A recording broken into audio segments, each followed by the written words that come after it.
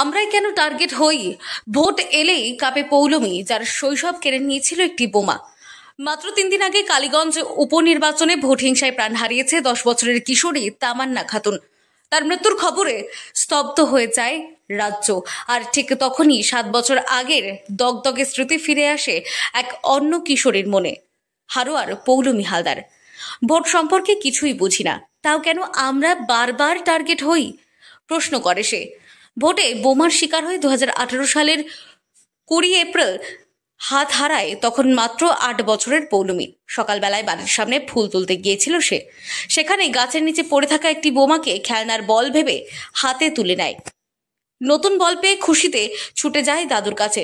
দাদু দেখে চমকে ওঠেন, নাতনির হাতে আস্ত একটি তাজা বোমা। ফেলতে বলার সঙ্গে সঙ্গেই ঘটে যায় ভয়াবহ বিস্ফোরণ। বাম হাতটি উড়ে যায় চিরতরে।